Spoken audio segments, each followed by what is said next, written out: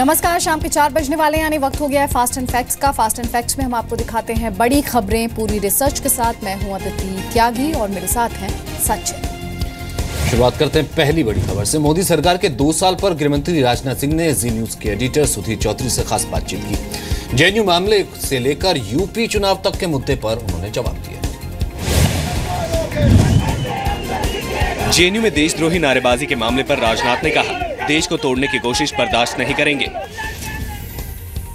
हम ये भी जानना चाहेंगे कि होम मिनिस्टर राजनाथ सिंह की सहनशीलता कहां तक है, कहां तक आपकी सहने की क्षमता है। भारत की राजधानी दिल्ली हो अथवा कोई भी कोना हो, भारत को तोड़ने के, भारत को बर्बाद करने के लिए कोई नारे लगाता है तो दुनिया इसे बर्दाश्त कर ले, लेकिन मैं समझता हूं कि हमारी सरकार उसे बर्दाश्त करने को तैयार नहीं है और किसी भी सूरत में हम लोग उसे बर्दाश्त नहीं करेंगे। एशियत एनकाउंटर केस पर गृहमंत्री ने कहा, कुछ ना कुछ गड़बड़ी जरूर हुई है, हालांकि आगे टिप्पणी करने से इनकार कर दिया। पी चिदम्बरम आए, उसके बाद सुशील कुमार शिंदे आए और वो बात आगे ऐसे बढ़ती चली गई। किसी ने भी उसको पॉइंट आउट नहीं किया, किसी ने भी उसको करेक्ट करने की कोशिश नहीं की। तो या तो फैक्ट्स को कंसील करने की कोशिश की गई है, छुपाने की कोशिश की गई है, या जानबूझकर उस पूरी कहानी को पलटने की कोशिश की गई है। कहीं ना कहीं कुछ ना कुछ तो हुआ है, इसमें कहीं दो मत नहीं है, लेकिन जब तक जांच रिपोर्ट नहीं आ जाती है तब तक कुछ कह पाना कठिन है। राजनाथ सिंह ने 2017 में होने वाले यूपी विधानसभा चुनाव पर बीजेपी की ओर से जाना पहचाना चेहरा उतारने की बात कही। राजनाथ जी, ये भी कहा जाता है कि उत्तर प्रदेश में बीजेपी के पास अभी तक कोई चेहरा नहीं है जिसको कि वो लोगों के सामने ला सके। उत्तर प्रदेश में चेहरों की कमी नहीं है, बहुत सारे चेहरे हैं, लेकिन जब फैसले होते हैं तब ऐसे चेहरे सामने आ जाते हैं जिनको कोई जानता तक नहीं है। नहीं, ऐसे चेहरे नहीं आएंगे, वैसे ही चेहरे आएंगे जिनको लोग जानते हैं, और कौन चेहरा होगा इसके बारे में पार्लियामेंट्री बोर्ड ही फैसला करता है। राजनाथ सिंह ने कहा, अगर आज भी चुनाव हुए तो हमें ज्यादा सीट मिलेंगी। राजनाथ सिंह ने 2019 में लोकसभा चुनाव में भी नतीजे और बेहतर होने की उम्मीद जताई। राजनाथ सिंह ने कहा कि प्रधानमंत्री मोदी की लोकप्रियता में कोई कमी नहीं आई है। उत्तराखंड के संकट पर राजनाथ सिंह ने कहा कि उस मामले से बीजेपी का कोई लेना देना नहीं था। उत्तराखंड का संकट कांग्रेस का अंदरूनी मामला था और राज्यपाल की रिपोर्ट पर ही राष्ट्रपति शासन का फैसला लिया गया था। जी न्यूज से खास बातचीत में राजनाथ सिंह ने आतंकवाद के मुद्दे पर चिंता जताई। पठानकोट हमले की जांच को लेकर पाकिस्तान के रुख पर उन्होंने सवाल भी खड़े किए। राजनाथ सिंह ने कहा, पठानकोट हमले की जांच को लेकर अब तक पाकिस्तान की ओर से साफ संकेत नहीं मिले। राजनाथ ने यह भी कहा कि भारत आतंकवाद से कोई समझौता नहीं करेगा। पाकिस्तान को जिस तरीके से, जिस रूप में रिस्पॉन्ड करना चाहिए था, पाकिस्तान ने उस तरीके से नहीं किया है, इसमें कहीं दो मत नहीं है। अभी तक पाकिस्तान की तरफ से कुछ ऐसा संकेत अथवा ऐसा कोई जानकारी भी प्राप्त नहीं हुई है उनका क्या मत है। 2 वर्षों के कार्यकाल में ऐसी स्थिति पैदा हुई है कि चाहे आतंकवाद हो, चाहे उग्रवाद हो, चाहे माओवाद हो, पिछले 10 वर्षों के रिकॉर्ड को उठाकर देखा जाए तो सबसे लोवेस्ट पॉइंट, निचले पायदान पर इस समय ये तीनों के आंकड़े आपको देखने को मिलते। कश्मीर में पीडीपी के साथ गठबंधन पर राजनाथ ने कहा, सरकार अच्छा काम कर रही है। भारतीय जनता पार्टी और पीडीपी के बीच पूरी तरह से तालमेल है। रिपोर्ट्स तो आ रही हैं, लेकिन इसमें जो इंटरनल कश्मीर से उन लोगों को सपोर्ट मिल रहा है वो बहुत चिंता की बात है। नहीं, ये 2 वर्षों में बढ़ा हो ऐसा नहीं है, ये तो मैं समझता हूँ कि पिछले 15-20 वर्षों से सिलसिला चला रहा है, 20-25 वर्षों से कश्मीर में चला रहा है, लेकिन उस स्थिति में सुधार लाने की कोशिश हम लोगों की तरफ से हो रही है। इंटरव्यू के दौरान जी न्यूज के एडिटर सुधीर चौधरी ने गृहमंत्री से 2 सुझाव का भी जिक्र किया। पहला सुझाव था, देश में करीब 100 करोड़ मोबाइल और उनमें लगे करीब 80 करोड़ कैमरों का इस्तेमाल इंटेलिजेंस इनपुट के तौर पर हो। दूसरा सुझाव था कि गांव में सरकार की योजनाओं को बताने के लिए एक गाइड हो जो लोगों को उसके फायदे बता सके। राजनाथ सिंह ने दोनों सुझाव को बेहतर बताते हुए उस पर जल्द विचार करने का भरोसा दिया है।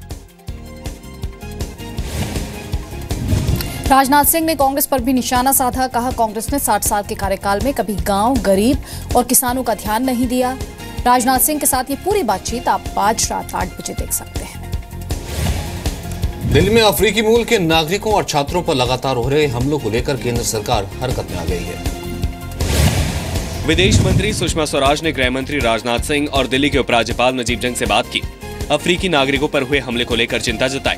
राजनाथ सिंह ने हमलों की निंदा की, पुलिस से कड़ी कार्रवाई करने को कहा। दिल्ली पुलिस कमिश्नर को हमलावरों के खिलाफ सख्त कार्रवाई के निर्देश दिए हैं और इन इलाकों में पुलिस पेट्रोलिंग बढ़ाने को कहा है जहां अफ्रीकी नागरिक रहते हैं। विदेश मंत्री सुषमा स्वराज ने विदेश राज्य मंत्री वीके सिंह और विदेश सचिव से अफ्रीकी छात्रों से मुलाकात करने को भी कहा। लगातार हो रहे हमलों के विरोध में छात्रों ने जंतर मंतर पर प्रदर्शन का ऐलान किया है। 21 मई को दिल्ली में कांगो के छात्र ओलिविये की कुछ लोगों ने पीट कर हत्या कर दी थी। विदेश मंत्रालय ने ओलिविये के शव को कांगो भेजे जाने के लिए पूरा खर्च उठाने का भरोसा दिया है। शुक्रवार को भी छतरपुर इलाके में करीब आधा दर्जन अफ्रीकी मूल के लोगों पर हमला हुआ। केंद्र सरकार की सख्ती का असर भी दिखने लगा है। दिल्ली पुलिस ने अफ्रीकी नागरिकों पर हमले के आरोप में 5 लोगों को गिरफ्तार किया है। आज बरेली से मुरादाबाद के बीच semi high speed Talgo train का ट्रायल रन किया गया। सुबह 8:50 पर टेलगो ट्रेन को बरेली से मुरादाबाद के लिए हरी झंडी दिखाई गई। टेलगो ट्रेन 80 किलोमीटर की रफ्तार के बीच बरेली से मुरादाबाद पहुंची। वापसी में इसकी स्पीड 100 किलोमीटर को पार कर गई। इस ट्रेन की सबसे बड़ी खासियत ये है कि ये गाड़ी मौजूदा भारतीय ट्रैक्स पर 200 की स्पीड तक जा सकती है। इस ट्रेन की खासियत ये है कि इसमें एक मूविंग एक्सेल चक्का है और अगर आप देखेंगे यहाँ पर हाइड्रोलिक्स लगा है। जब ट्रेन मोड़ पर होती है तो हाइड्रोलिक्स काम करते हैं और ट्रेन को मुड़ने में मदद करते हैं। इसमें रुकने का कोई प्रावधान नहीं है। बेसिकली कुछ पर्टिकुलर लोकेशंस हैं जिन पर कि हमें पैरामीटर्स चेक करने हैं। स्पेन से आई टेलगो ट्रेन को भारतीय रेलवे का हिस्सा बनाए जाने से पहले 3 ट्रायल में सफल होना है। बरेली मुरादाबाद रूट पर 12 जून तक टेलगो ट्रेन का ट्रायल 80 से 115 किलोमीटर की रफ्तार में होना है। दूसरे चरण में मथुरा पलवल रूट पर 180 किलोमीटर की रफ्तार में टेलगो ट्रेन का ट्रायल रन होगा। तीसरे चरण में दिल्ली मुंबई रूट पर 200 किलोमीटर की रफ्तार में टेलगो ट्रेन का ट्रायल किया जाएगा। 9 कोच वाली इस ट्रेन में एक पावर कार, एक डाइनिंग कार और बाकी सवारी कोच हैं। भारत से पहले टेलगो ट्रेन का तजाकिस्तान समेत 12 देशों में सफल ट्रायल हो चुका है। केंद्रीय मंत्री गिरिराज सिंह आज नवादा के पथरा इंग्लिश गांव पहुंचे। विधायक के भतीजे की गुंडागर्दी का शिकार लोगों से मुलाकात की। आज दोपहर करीब 12 बजे नवादा से सांसद गिरिराज सिंह पथरा इंग्लिश गांव पहुंचे। पीड़ित परिवारों को इंसाफ का भरोसा दिया। पुलिस पर सरकार के दबाव में आरोपियों के खिलाफ कार्रवाई नहीं करने का आरोप लगाया। शासन से निवेदन करूंगा कि हद की सीमा पार हो गया है। अगर ये दुर्व्यवहार रहा, इसमें न्याय नहीं मिला तो मेरे जैसे सांसद को उनके सामने अनशन करने के सिवाय न्याय के लिए कोई दूसरा रास्ता नहीं बचेगा। नाबालिग से रेप के आरोप के बाद आरजेडी से निलंबित विधायक राजवल्लभ यादव के भतीजे मुकेश यादव पर इंग्लिश पथरा गांव में गुंडागर्दी का आरोप है। पंचायत चुनाव में वोट नहीं देने पर गांव में तोड़फोड़ और मारपीट के बाद से तनाव है। 22 मई को पंचायत चुनाव में वोटिंग के दौरान पथरा इंग्लिश गांव में हिंसक झड़प की शुरुआत हुई। 23 मई को गांव के सभी घरों के बिजली कनेक्शन काटे जाने के बाद विवाद और गहरा गया। केस दर्ज होने के बावजूद 1 हफ्ते बाद भी आरोपियों की गिरफ्तारी नहीं हो पाई है। तनाव को देखते हुए पुलिस के आला अधिकारी गांव में ही डेरा डाले हुए हैं। दिल्ली में आज एक परिवार के लिए दिल्ली पुलिस देवदूत बनकर मदद के लिए आई। आज सुबह 5:28 पर दिल्ली पुलिस की पीसीआर वैन में कॉल आई, जिसमें सब्जी मंडी रेलवे स्टेशन पर एक महिला को लेबर पेन होने की शिकायत की गई। मदद के लिए मौके पर पहुंची पीसीआर ने अस्पताल पहुंचाने के लिए महिला को गाड़ी में बिठाया, लेकिन महिला का दर्द बढ़ गया, जिसके बाद वैन में ही महिला ने एक बच्चे को जन्म दिया।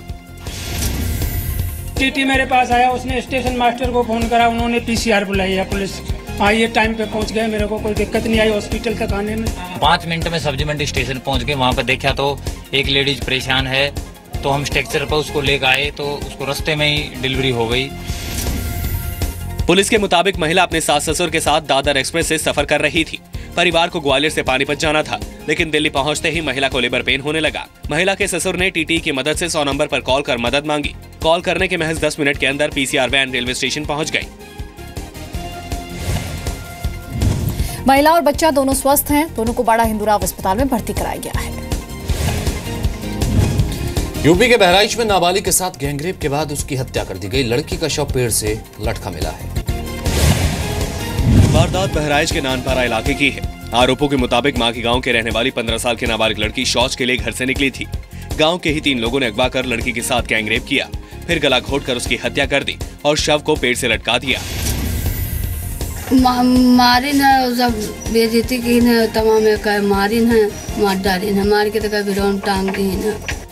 पुलिस ने दोषियों को जल्द पकड़ने का दावा किया। बीजेपी कांग्रेस ने यूपी की कानून व्यवस्था पर सवाल उठाए हैं। घटना में लापरवाही बरतने पे 4 हल्के के आरक्षियों को निलंबित भी किया गया है। थाना प्रभारी को भी चेतावनी दिया गया है कि अगर जल्दी गिरफ्तारी अभियुक्तों की नहीं होगी तो उनके विरुद्ध भी कार्रवाई की जाएगी। कि और किसी क्षेत्र में तो प्रदेश प्रथम स्थान नहीं प्राप्त कर सका, लेकिन महिलाओं के प्रति अपराध के मामले में इन्होंने प्रथम स्थान जरूर प्राप्त किया है। इस तरह की घटनाएं जो है वो अविश्वास पैदा करती हैं सरकार के प्रति, और ये बहुत ही जो है वो खतरनाक ट्रेंड्स बन रहे हैं उत्तर प्रदेश में। पीड़ित परिवार की शिकायत पर गांव के सर्वजीत, घनश्याम और इमरान के खिलाफ पॉक्सो एक्ट के तहत केस दर्ज किया गया है। गैंगरेप की वारदात के बाद से ही तीनों आरोपी फरार हैं। पीड़ित परिवार के मुताबिक आरोपियों ने 1 महीने पहले भी नाबालिग से छेड़छाड़ और रेप की कोशिश की थी। मामले में लापरवाही बरतने के आरोप में बहराइच के एसपी ने 4 सिपाहियों को सस्पेंड किया है। थाना प्रभारी को जल्द कार्रवाई करने की चेतावनी दी गई है। इंदौर में एक सरकारी अस्पताल की लापरवाही ने एक मासूम की जान ले ली। एक बच्चे की हालत गंभीर है। मामला इंदौर के महाराजा यशवंत अस्पताल का है, जहां 2 बच्चों को एनेस्थीसिया देते वक्त ऑक्सीजन की जगह बेहोश करने वाली गैस नाइट्रस ऑक्साइड सप्लाई कर दी गई। इससे 8 साल के बच्चे की मौत हो गई। एक बच्चे की हालत गंभीर है। इस जानलेवा लापरवाही पर अस्पताल की ओर से कोई जवाब नहीं मिला है। तो ऑक्सीजन और नाइट्रस की जो ऊपर से लाइन आ रही है उसमें कहीं कुछ गड़बड़ी हो। जिस व्यक्ति ने ये सब कनेक्शंस किए हैं, पुलिस को एक FIR हम लोग लॉन्च कर रहे हैं।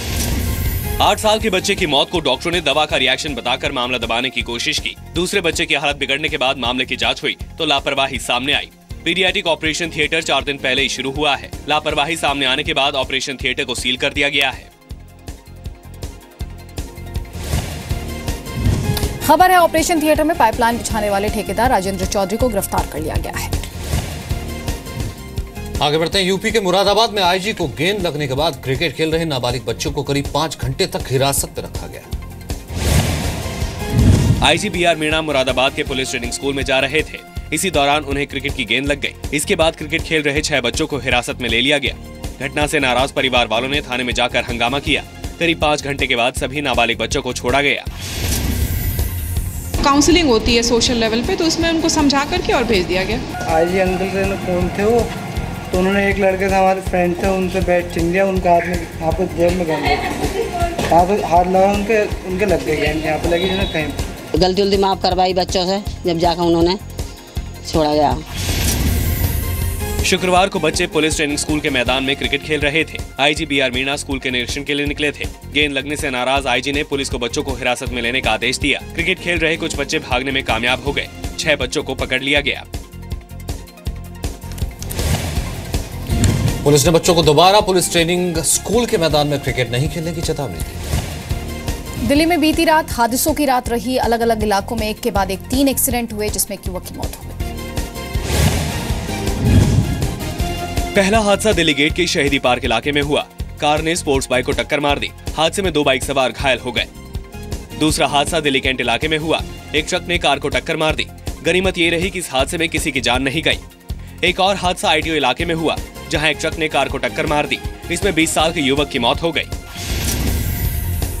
आप देख रहे हैं ये कार जो है ITO की तरफ से आ रही थी, कश्मीरी गेट की तरफ जा रही थी, और जैसे ये कार यहाँ पर पहुंची तभी बताया जा रहा है कि पीछे से एक तेज रफ्तार ट्रक आ रहा था। उसने जोरदार टक्कर मारी और टक्कर मारने के बाद ये कार जो है डिवाइडर से जाकर के टकराई।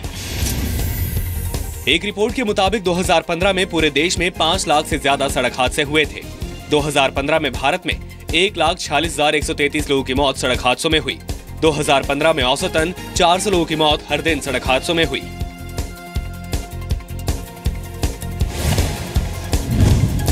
NCRB की रिपोर्ट के मुताबिक 2014 में भारत में सड़क हादसों में हर घंटे 16 लोगों की मौत हुई थी। और फास्ट एंड फैक्ट्स में फिलहाल इतना ही। आपसे अगली मुलाकात अब होगी शाम 7:30 बजे।